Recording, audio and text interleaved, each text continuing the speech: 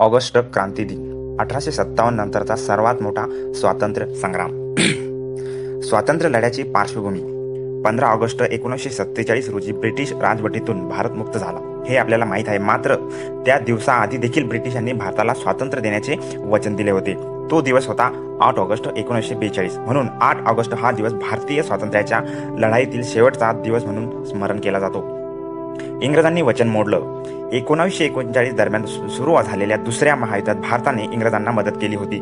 त्यावेळी इंग्रजांनी भारत सोडून जाण्याचे वचन दिले होते. मात्र ऐनवेळी दिलेला शब्द न पाळता इंग्रजांनी भारताला स्वातंत्र्य देण्यास नकार दिला. क्रांती दिनाचा इतिहास 8 ऑगस्ट 1942 या दिवशी स्वातंत्र्य दिनाबद्दल सर्व ठरलेले असताना देखील ऐनवेळी इंग्रजांनी भारताला स्वातंत्र्य देणार नसल्याचे सांगितले. यानंतर महात्मा गांधींनी देशभर ऑगस्ट क्रांती आंदोलनाची घोषणा केली. या आंदोलनाला भारत छोडो असे नाव देण्यात आले. आंदोलनावेळी काय घडलं? महात्मा गांधींच्या नेतृत्वात करो या मरो अशी घोषणा करत हे आंदोलनात करण्यात आले.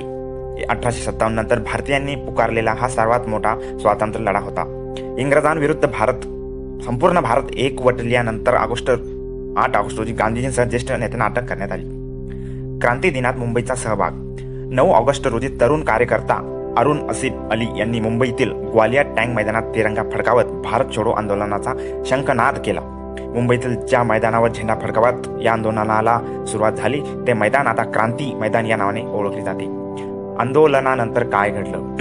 दुसऱ्या महायुद्धानंतर खेळखेळ्या बनलेल्या ब्रिटिश सरकारची या आंदोलनामुळे उरली सुरली ताकदही लोप पावत गेली. इंग्रजांना हाकलून लावेपर्यंत हे आंदोलन सुरू ठेवण्यात आले होते.